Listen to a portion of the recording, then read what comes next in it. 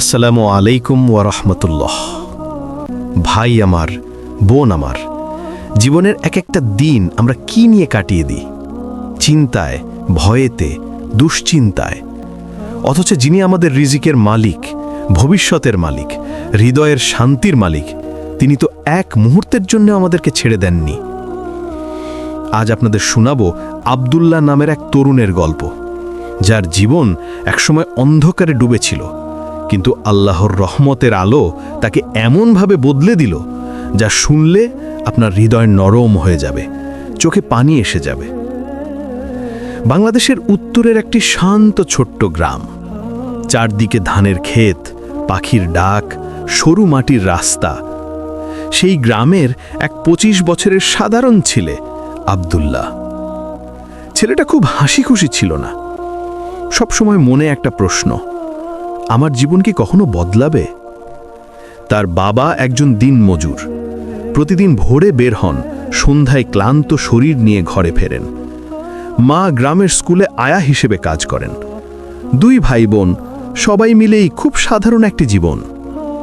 কিন্তু আব্দুল্লাহর মাথায় চিন্তা যেন থামতেই চায় না। নিয়তি কি এটাই? এত কষ্টই কি আমার জীবনের লেখা? বন্ধুরা যখন ফোন, চাকরি, ব্যবসা সব পেয়ে যাচ্ছে, তার নিজের কিছুই নেই। যেখানেই চাকরি খুঁজতে যায় ব্যর্থতা, যেখানেই চেষ্টা করে দরজা বন্ধ। একদিন রাতে রাগ আর দুঃখে সে বলে উঠল, আল্লাহ, আর কত? সবকিছু এত কঠিন কেন?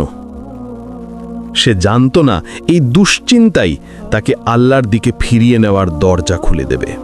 গ্রামের মসজিদের পাশ দিয়ে যখনই হাঁটে মনে অদ্ভুত টান অনুভব করে, কিন্তু যাওয়া হয় না। মনে হয়, আল্লাহ কি আমাকে দেখবেন? আমি এত দুর্বল, এত পাপী মানুষকে। একদিন বিকেলে মাঠের পাশে বসে হঠাৎ দূর থেকে সে দেখল এক বৃদ্ধ মানুষ হাঁটতে হাঁটতে মসজিদের দিকে যাচ্ছে। তার কাঁধে লাঠি, মুখে প্রশান্তি। বৃদ্ধ লোকটির কাছেই সে জিজ্ঞেস করল, চাচা, আপনি কি কখনো চিন্তা করেন না? চাচা মৃদু হেসে বললেন, চিন্তা তো করতাম বাবা, কিন্তু একদিন বুঝলাম আমার চিন্তা আমাকে কোথাও নিয়ে যাবে না। আমি আল্লাহর উপর ভরসা রাখলাম, তারপর দেখলাম হৃদয়ের ভয় গলে পানি হয়ে গেছে। এই কথাটা তার বুকের ভিতরে এমনভাবে ধাক্কা দিল যেন কেউ অন্ধকার ঘরে আলো জ্বালিয়ে দিল। সে ভাবল, আমি কি কখনো আল্লাহকে ধরে দাঁড়িয়েছি? আমি কি কখনো তাকে বলেছি, হে আল্লাহ, আমি অসহায়, তুমি আমাকে সামলে নাও? সেদিন রাত, পুরো গ্রাম ঘুমে ডুবে গেছে। আব্দুল্লাহ একা বসে আছে তার ছোট কক্ষে। মনে ব্যথা, বুক ফেটে কান্না আসছে। হঠাৎ সে সেজদায় পড়ে গেল। কোনো লম্বা দোয়া নয়, শুধু একটা বাক্য, হে আল্লাহ, আমি পারছি না। এটাই ছিল তার জীবনের প্রথম চোখের পানি, প্রথম গভীর সেজদা, প্রথম আত্মসমর্পণ আল্লাহর কাছে। সে জানত না, আল্লাহ তো তার বান্দার কান্না কখনো ফিরিয়ে দেন না। পরের দিন ফজরের আজান শুনে তার হৃদয় যেন কেঁপে উঠল। মায়ের ডাকে প্রথমবারের মতো ফজরের নামাজে উঠল।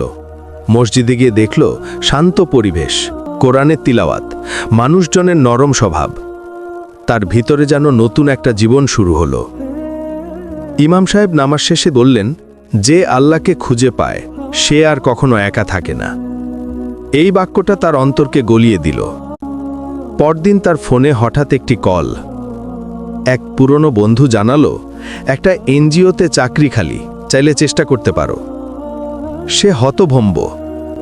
যেখানে মাসের পর মাস খুঁজে খুঁজে কিছুই পায়নি, এক রাত কান্না করে আল্লাহকে ডাকতেই দরজা খুলে গেল। সাক্ষাৎকার দিতে গেল। মন কেমন যেন শান্ত, চিন্তা নাই, যা হবে আল্লাহর কদর। ইন্টারভিউ শেষে তাকে বলা হলো, ফলাফল কাল জানানো হবে। কিন্তু বের হতেই ইমেল এলো। তার চোখে পানি চলে এলো। এ কেমন রহমত, এ কেমন দ্রুত আল্লাহর সাহায্য।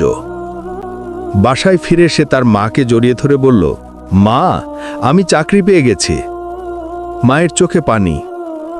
আলহামদুলিল্লাহ, আল্লাহ তো তোমার জন্যই অপেক্ষা করছিলেন বাবা। সেদিন রাতে সে তার বাবার পাশে বসে থাকল। বাবা বললেন, চিন্তা করলে জীবন ছোট হয়ে যায়, কিন্তু আল্লাহর উপর ভরসা করলে জীবন বড় হয়ে যায়।